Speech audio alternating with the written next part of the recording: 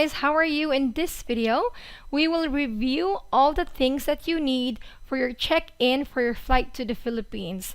Now, there have been changes and it can be overwhelming. So in this video, we'll make sure that everyone is on the same page.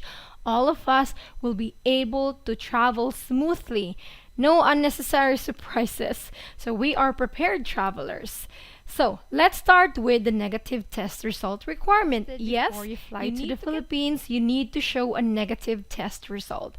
So, it can either be an RT-PCR taken 48 hours before departure or a rapid antigen test taken within 24 hours before departure.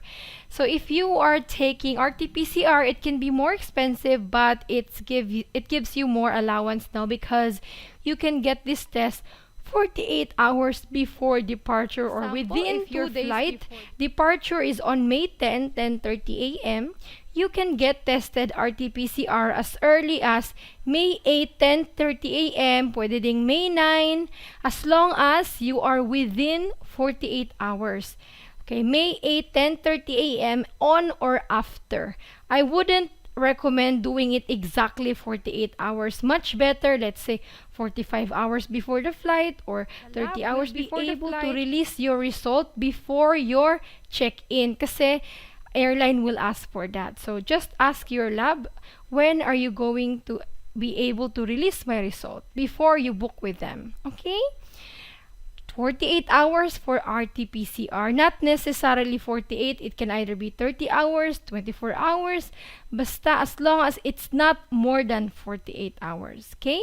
Next is for rapid antigen before departure.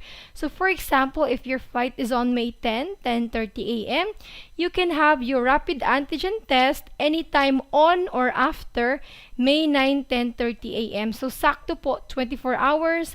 Pwede din, you can have the antigen test few hours before your flight, 5 hours, 12 hours, 18 hours, as long as it is within 24 hours before the flight departure. And when you are counting the basis of your testing on when you should get tested, only consider departure time. I get so many questions from travelers. Oh, my arrival is this. When should I get tested? Please, guys, ignore arrival time. That will only confuse you. Our basis is only departure. For example, this flight, Los Angeles to Singapore to Manila, you will get tested May 10 flight. So, for example, if it's RT-PCR, May 8. If it's antigen, May 9. Oo. As long as within the valid hours. 48 hours for RT-PCR, antigen 24 hours. I want to show you a very simple calculation. For example, departure is May 12. Antigen test, departure is May 12 minus 1, May 11, 6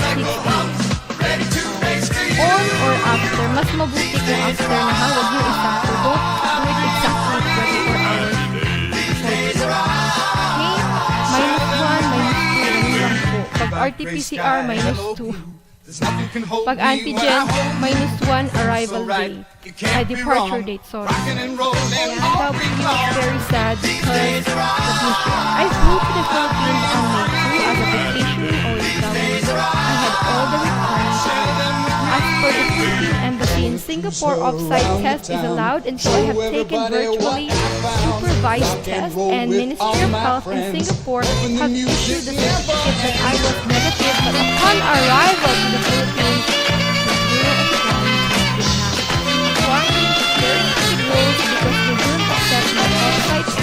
and there should be upon arrival test, but no, he was sent to quarantine. A supervised test, he did the test by himself, you know, and then somebody was supervising him.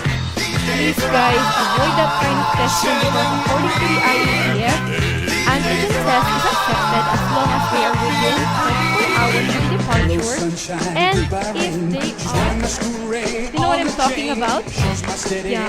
You should not mention that you did the test by yourself. Kasi that's the case. You will really should be administered by a healthcare professional. Unfortunately, this OFW only had 7 days vacation in the Philippines, and he had to spend 6 to 5 days in quarantine. Please learn from this experience, our kababayan. Do not avoid yung certificate that mentions off-site testing or self-home testing. You will end up in trouble.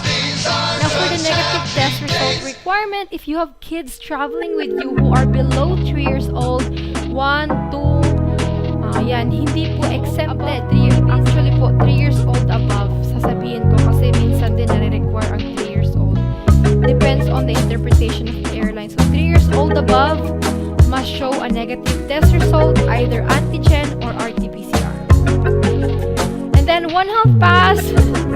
This was the talk of the whole travelers, many travelers for this week, trending 1 health pass because of the stupid updates. And then pass.com.ph, do this within 2 days before your departure or once your negative test result is ready.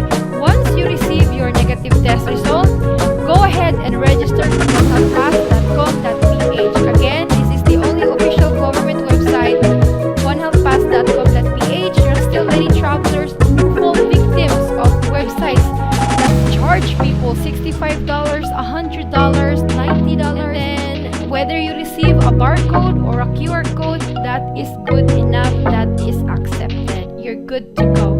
Don't stress. If you have a barcode, you're good to go. If you have a QR code, you're good to go. Okay? Now on the vaccination requirement, again, if you're fully vaccinated, no quarantine upon arrival as long as you have a valid test result and fully vaccinated ka. You must have finished your primary dose, for example, 2 shots of Pfizer, 2 doses of Moderna, or 2 doses of AstraZeneca or Sinopharm or Sinovac. If you got 1 shot of J&J, that's good enough. You're considered fully vaccinated. And 14 days must have passed before you arrive in the Philippines. Since receiving the second dose or single shot of J&J, dapat 14 days ka. Now, booster shot is not yet active. There's no expiration. While for the unvaccinated, partially vaccinated, or those without proof of vaccination, there is quarantine. That is, you will be tested on the 5th day. For non-OFWs, you need to book 5 nights in the quarantine hotel. I made a guide for unvaccinated. I'll put the link in the comment section. Now, upon arrival in your home, you just follow what the LG rule. Quarantine in the hotel upon arrival, unvaccinated and partially vaccinated Filipinos and travelers, those with expired or invalid test result, just like that OFW. Those with COVID symptoms, if you have fever, cough, they will be able to detect that. Please don't travel if you're sick. Next up is those with an acceptable vaccination. Unvaccinated minors follow the protocols of their parents. So if you're traveling with fully vaccinated parents, no quarantine. While unvaccinated 12 to 17 years old Filipinos may end up in quarantine po. It would depend on the depende talaga sa BOQ personal na messenger. Ito yung sinasabi na merong quarantine of unvaccinated Filipino na 12 to 17 years old, but I've seen inconsistencies in the rules. While for foreign nationals, IATF says no vaccine, no entry if you are 12 years old and above. 11 years old and below. For nationals, please be fully vaccinated to enter and to avoid. However, there are still inconsistencies on this matter. Kababayan shared this to us. Foreign spouse traveled with Filipina. The spouse was very keen on traveling to the Philippines. Please make all the inquiries that you need to. BOQ, immigration, you will be taking a risk, but before to give you such confusing information, I also confused myself because different government agencies are telling us different things. If you are an unvaccinated foreign spouse traveling with your Filipino spouse, if they will allow you, if they do, then go ahead, fly to the Philippines, but expect quarantine. Anyway, anyways, let's go on the travel insurance requirement. Some travelers are still asking about this. Are we required travel insurance? The travel insurance requirement says that you need to have a $35,000 coverage for COVID. Not necessarily $35,000. Who is exempted? Filipinos don't need insurance. Balikbayans, former Filipinos and their spouse and children don't need insurance. Foreign spouse and children of Filipinos, no need for insurance.